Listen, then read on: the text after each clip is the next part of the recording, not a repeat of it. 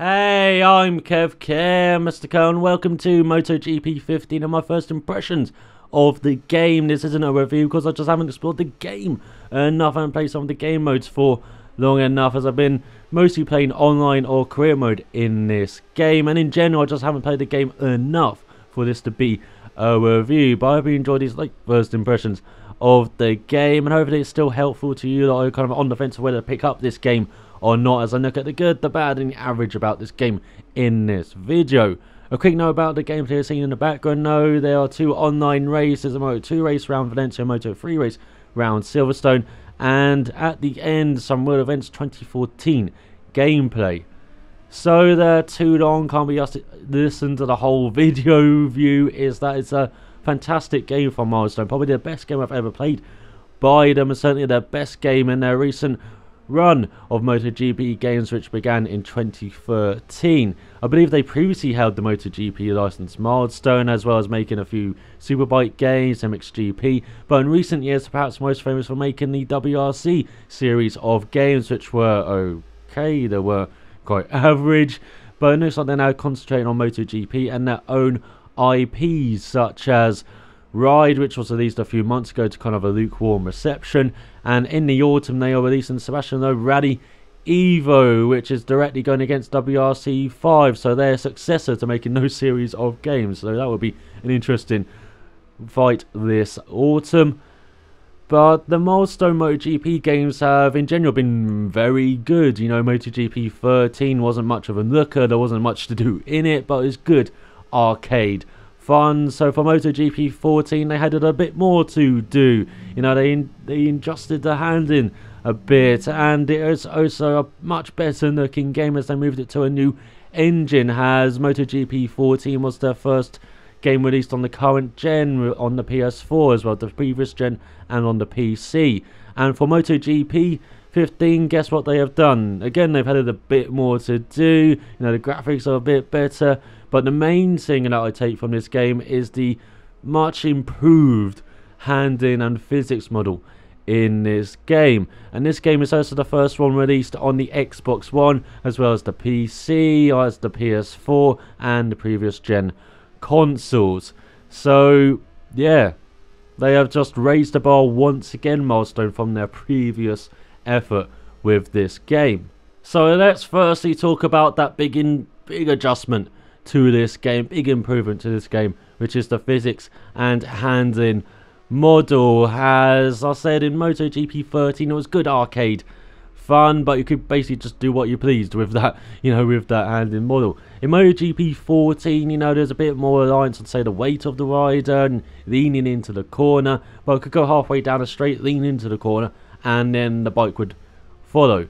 In MotoGP 15, you have to be so precise, so careful with the process of taking the corner on these bikes. It is just much more realistic, and as a person who's kind of more inclined for realistic handling over arcade handling, it's right down my alley. It's a brilliant job from Milestone with the handling model in this game. But don't worry if you kind of like more arcade handling, there are still, you know, the different physics types in this game for you to choose from: the standard, the semi-pro, and then the pro, which I play on, which is basically all the assists off.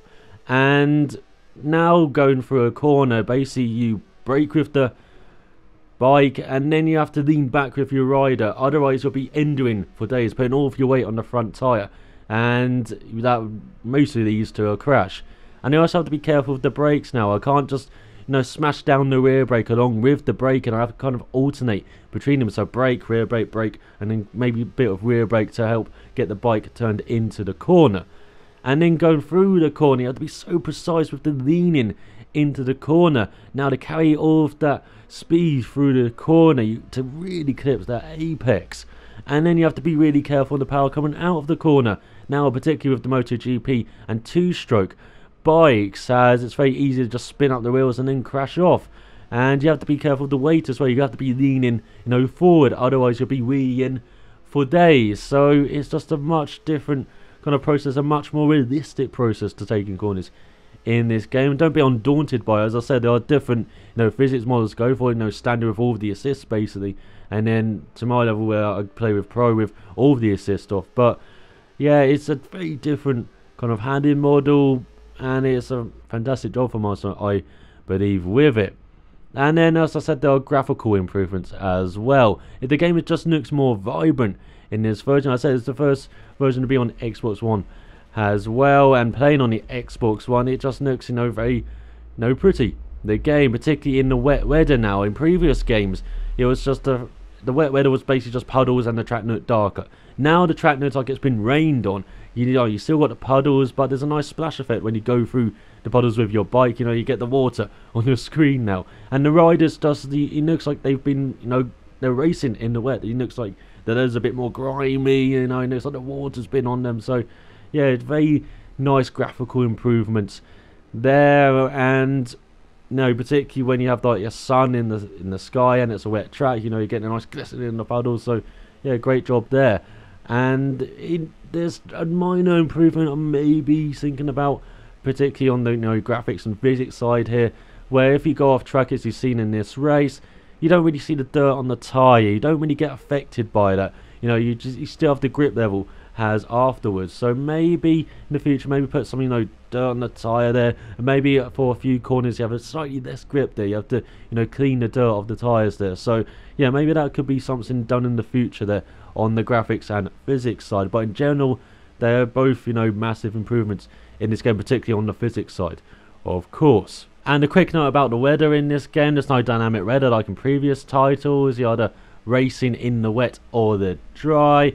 But then in real life, in Moto2, Moto3, MotoGP, you rarely see these races where the weather is changing during a race. Like Aston last year for the MotoGP riders was a rare event, so that's probably way down the list to look at to add to this game. And it might be tricky to add it. You have to show the riders changing bikes, and of course making sure that weather system really works well during the race, like that AI aren't too fast during certain conditions compared to the player and such, and balancing that. And I've never seen the pit lane during a race here, so you have to make sure that works properly. And it's not just like in practice where the riders just cruise in and out of them.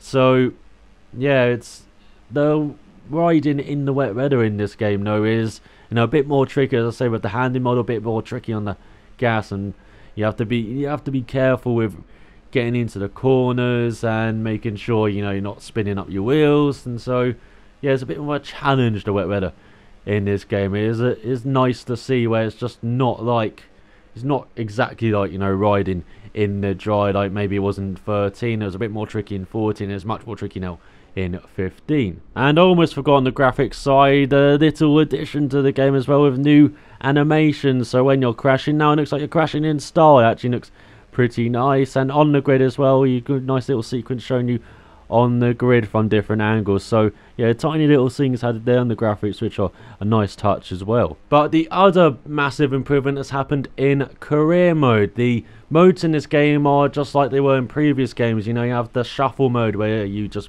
hop on and race, then Grand Prix, which replicates a Grand Prix weekend, and then Championship, then Time Attack, which is basically time trial in every other game where you're setting times on an online leaderboard. And then there is career mode, and the big addition to career mode this year has been that you've been able to create your own team. Career mode starts off the same. You have a couple of wildcard races in Moto3, and then for your first full season you can choose from a real life team or your own team, and you can build it up. You get bigger motorhomes as you rise up through the levels and become a MotoGP superstar team. And creating a team is pretty easy, and it's nicely implemented into career mode. It's perhaps a feature I didn't really think career mode needed, but now that I've played it with it, it's a brilliant addition to that mode. Creating a team is easy. You choose your team colours, you can choose a logo. The logos aren't really that impressive, they're kind of cartoony, not much choice either, but adequate, I would say.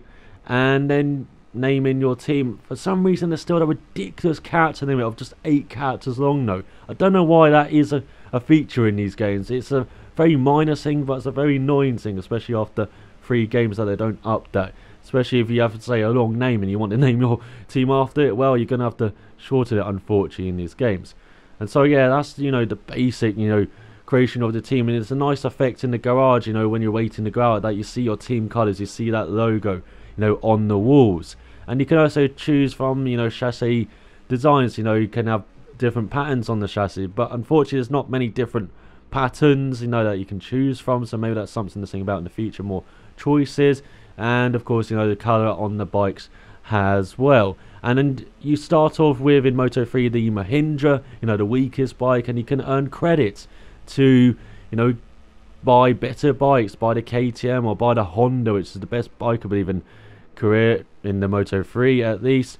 And it takes around, it can take maybe even half a season for that good, and depending on how, you know, good sponsor you've chosen. But they're generally around, again, that 2/3 of a season, you know, kind of time frame to earn enough credits to get that top Honda bike if you want to, or you could just, you know, stick with your Mahindra. And, you know, you also have to earn fans as well. After every race, you know, you earn fans or credits now. And the fans, of course, dictate the interest shown in you around Mugello, when you can maybe change team if you want to, if you don't want to stick with a current team.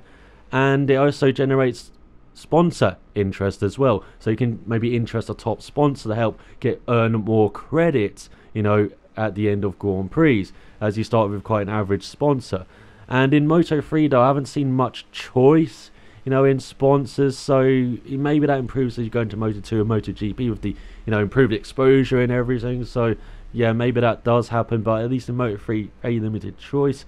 And it seems much easier to get a top sponsor or to go into a top team now, as in MotoGP 14 you had to do pretty well to get, you know, a good offer from a top team around that Mugello mark. But now it seems like maybe if you win a race, maybe just consistent on the podium, you will get an offer from a top team. So it seems to be able to fast track, you know, career mode a bit better. Also, you can get offers from Moto2 teams who just want to jump up immediately.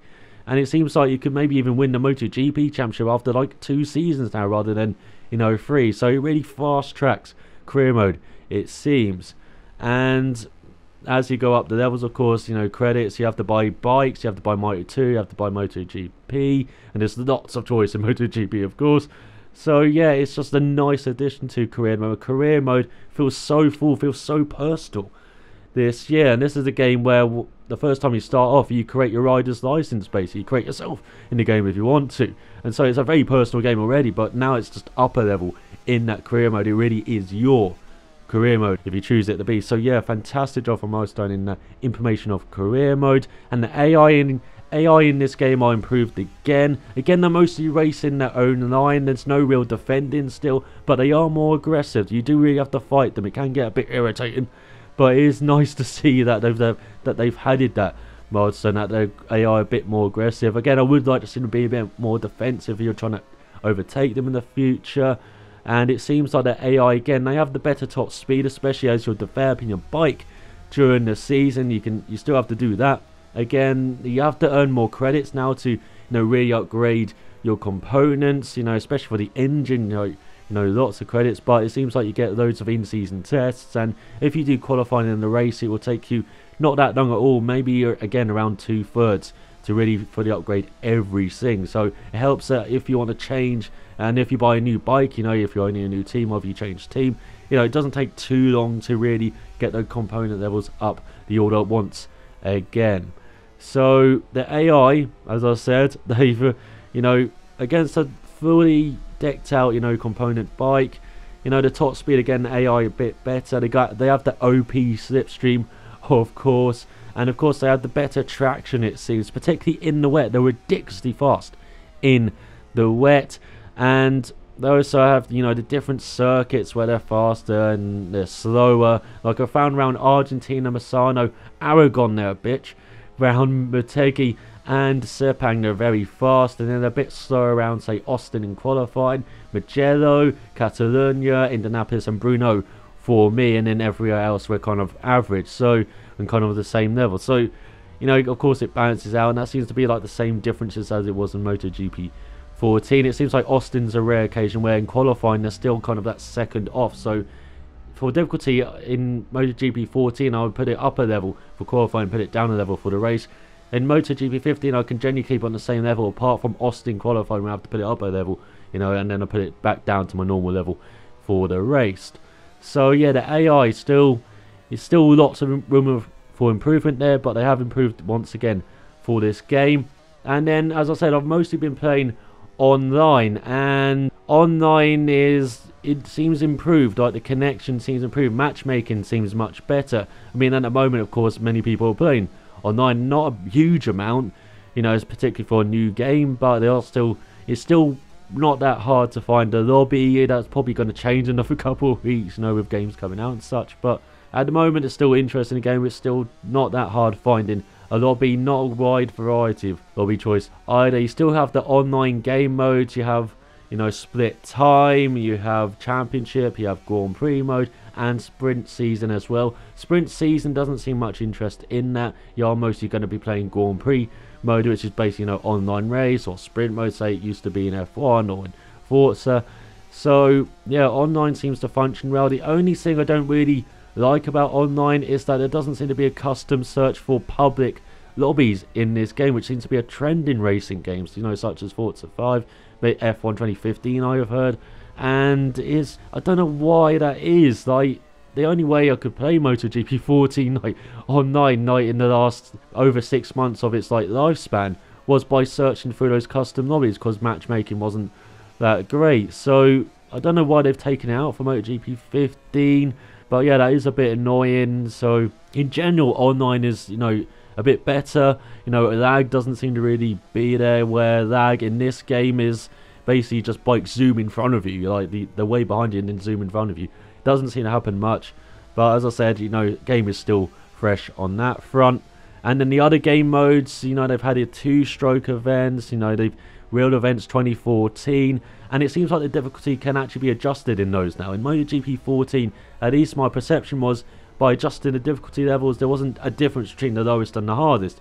In this game, when you put it up to the hardest, yeah, you actually have to, you know, work and keep up with the AI to get that event done. So that's nice touch. But the new game mode for this game has been Beat the Time, and Beat the Time is basically time attack in the F1 games, if you played that, and where, you know, you're given a bike, you're given a time to beat, and you have to beat the time. It does what it says on the tin, and it adds like an hour or two to the game. It's just a nice little, you know, addition to the game. But the big addition, you know, kind of content rise, was the 4 strokes. It's the DLC. It was day 1 edition DLC, or you can buy it for £10, I believe, here in the UK.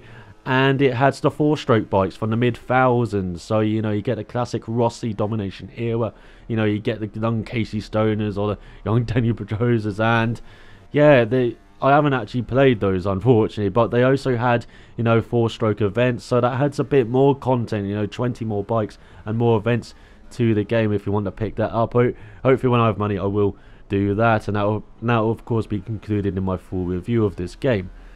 So yeah, there's nice, you know, content addition to the game, particularly in career mode. And in the game, you actually don't just have 2015 bikes, you also have the 2014 roster of MotoGP, Moto2 and Moto3. I didn't even realise that till I looked through the game, so that is a nice addition there. You know, it's not advertised as a feature in the game.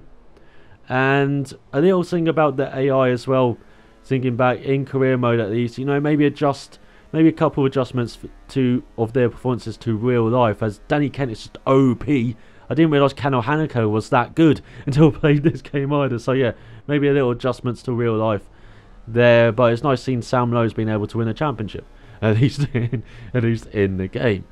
So I've talked about all of the good, I've talked about everything in the game, apart from the issues and the glitches.